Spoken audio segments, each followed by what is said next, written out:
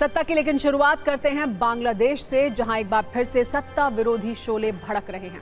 एक बार फिर वहां हालात आउट ऑफ कंट्रोल हो चुके हैं। ऐसा लग रहा है कि सत्ता का रिमोट कट्टरपंथियों के हाथ में है, उन लोगों के हाथ में है जो बांग्लादेश में लोकतंत्र को बिल्कुल खत्म कर देना चाहते हैं। ऐसा इसलिए कहा जा रहा है क्योंकि जिहादी कट्टरपंथियों को यूनुस सरकार में खुली छूट मिली हुई है। गुंडागर्दी, मारपीट, हत्या, नफरती नारेबाजी का लाइसेंस मिला हुआ है। आज बांग्लादेश में आतंकी संगठन आईएसआईएस के झंडे लहराए गए। कुछ तस्वीरों के जरिए बांग्लादेश के विस्फोटक अपडेट आपको भी बताएंगे। पहले ये जान लीजिए कि बांग्लादेश में आज की तारीख में ट्रेंड क्या हो रहा है। आज की तारीख में वहां किस शब्द की चर्चा सबसे ज्यादा हो रही है? इस शब्द का नाम है तख्ता पलट। ये वही शब्द है जिसके दम पर शेख हसीना को सत्ता से हटाया गया, देश से भगाया गया। अब वही शब्द नई सत्ता यानी मोहम्मद यूनुस सरकार के लिए ट्रेंड कर रहा है, वो भी ऐसे वक्त में जब बांग्लादेश की सड़कों पर लाखों लोग उतर चुके हैं, नारेबाजी कर रहे हैं, मारपीट कर रहे हैं, गुंडागर्दी कर रहे हैं। पुलिस, सेना, प्रशासन सबको खुली चुनौती दे रहे हैं। ये सब कुछ हो रहा है छात्र नेता उस्मान हादी की हत्या के बाद। आज दोपहर उस्मान हादी का अंतिम संस्कार किया गया। इनकलाब मंच के प्रवक्ता उस्मान हादी की शव यात्रा में लाखों की संख्या में लोग पहुंचे। ये तस्वीर बांग्लादेश के ताजा हालात को बखूबी बयां कर रही है। ये बता रही है कि हादी की हत्या का असर क्या होने वाला है।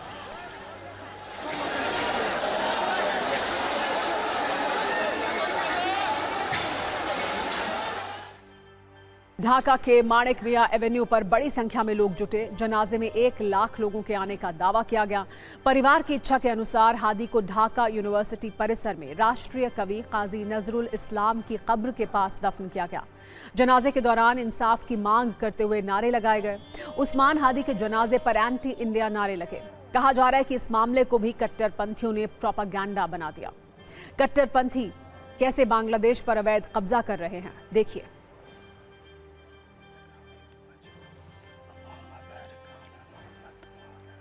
अगली तस्वीर से आप ये समझ सकते हैं कि बांग्लादेश में संसद भवन के सामने नारेबाजी की गई। हादी के जनाजे के बाद बांग्लादेश पार्लियामेंट पर हमला किया गया।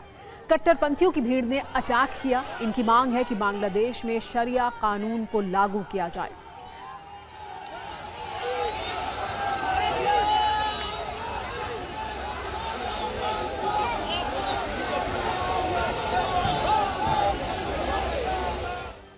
मोहम्मद यूनुस को भी ऐसा लग रहा है कि हादी की हत्या के बाद बांग्लादेश उनके हाथ से निकल रहा है।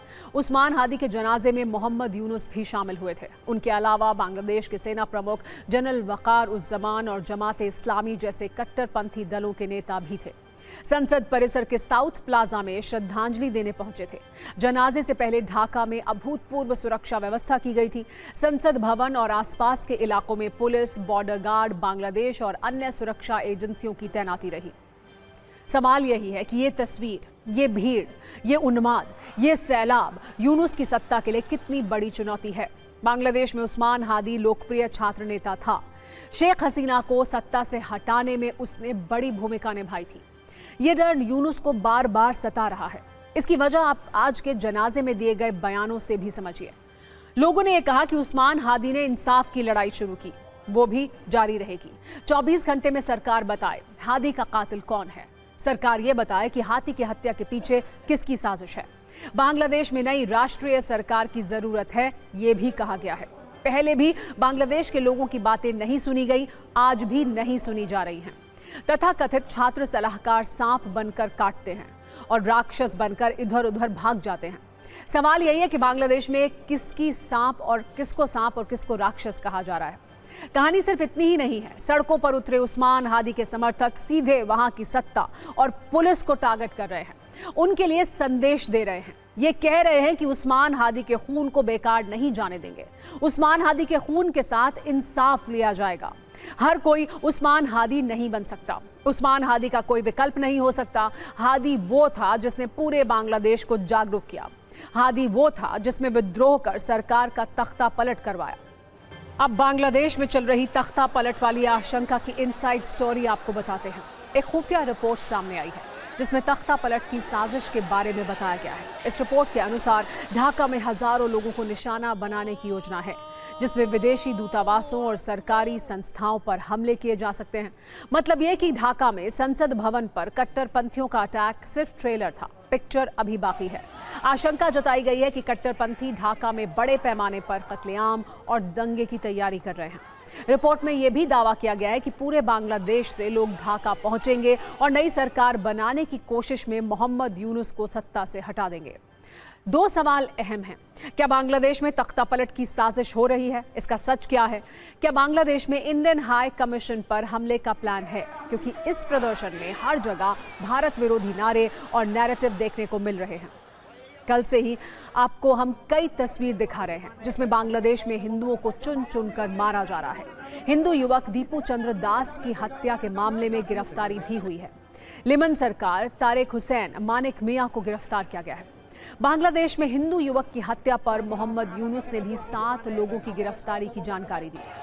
असल सवाल यह है कि किसके कहने पर बांग्लादेश में हिंदुओं का कत्लेआम हो रहा है। जो लोग गिरफ्तार किए गए हैं उनके खिलाफ क्या बड़ी कार्रवाई होगी? ये वीडियो हम आपको दिखा रहे हैं। ये हिंदू युवक दीपू चंद्र दास की हत्या से पहले का वीडियो है, जब उसे पुलिस थाने में रखा गया था। पुलिस थाने में रहने के बावजूद वो कैसे कट्टरपंथियों के हाथ लग गया, इस पर मोहम्मद यूनुस क्या जवाब देंगे, ये भी बड़ा सवाल है। बांग्लादेश के बिगड़ते हालात पर भारत की नजर बनी हुई है। भारतीय सेना की ईस्टर्न कमांड हाई अलर्ट पर है। बांग्लादेश बॉर्डर पर चौकसी बढ़ाई गई है। ईस्टर्न कमांड किसी भी हालात के लिए तैयार है। आपको बता दें कि बांग्लादेश में अल्पसंख्यकों पर हमलों पर संसदीय समिति ने भी सख्त टिप्पणी की है।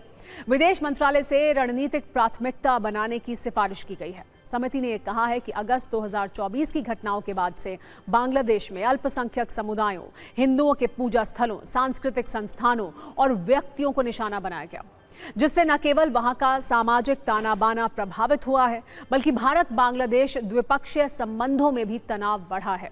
भारत में विपक्ष के नेता की भी मांग है, बांग्लादेश के हिंदुओं के लिए सरकार को आवाज उठानी चाहिए।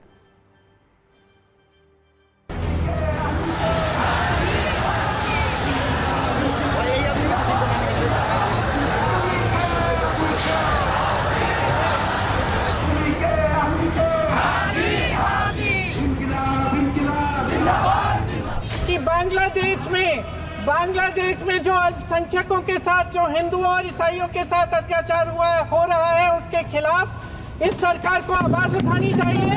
बांग्लादेश की सरकार के साथ बातचीत करनी चाहिए और पूरा समर्थन देना चाहिए जिनको पीड़ा हो रही है उनके साथ। पिछले 2 साल से हम मीडिया के माध्यम से हो, सोशल मीडिया के माध्यम से हो, बांग्लादेश में जो तनाव है, हिंदुओं पे अत्याचार हो रहा है, वो सुनते आए। लेकिन भाजपा से या देश के हमारे सरकार से कुछ नहीं सुन रहे, सिर्फ सोशल मीडिया में सुन रहे। और यही भाजपा की बीसीसीआई जो उनसे क्रिकेट खेलने में उत्सुक है। और हम चाहते हैं कि वहाँ लोकतंत्र वापस आए, लेकिन इस हाल में जैसी चीजें चल रही हैं, ये बहुत चिंतित बात है। भारत के लिए हम तो ऐसे संतुष्ट नहीं हो सकते और हम उनसे संपर्क लेकर सरकार से कहना चाहेंगे कि इस किस्म की चीजें नहीं होना चाहिए। तो इस किस्म की चीजों दोनों देश के लिए अच्छा नहीं है और बांग्लादेशियों को भी काफी तकलीफ देते हैं। तो हम चाहते हैं कि वहाँ शांति समाधान आ जाए। बांग्लादेश में जो कुछ हो रहा है बांग्लादेश के लिए ठीक नहीं है, इसलिए वहाँ जल्दी चुनाव होगा, सरकार आना चाहिए, शांति होना चाहिए, ये हम चाहते हैं। कहीं भी किसी के साथ ज्यादती हो, हमें उसकी निंदा करना चाहिए। लेकिन मेरे मुल्क में जो हो रहा है, पहले उसकी निंदा तो कर लूं। मैं जहाँ रहता हूँ, मैं जो मेरा मुल्क है, जिसमें मुसलमानों ने आजादी की लड़ाई में बड़ी कुर्बानियां दी हैं, मुसलमान आज तक कभी उसने गद्दारी देश से नहीं की है। ये पूरी हिस्ट्री भरी हुई इससे है और उन मुसलमानों को आज गद्दार कहा जा रहा है।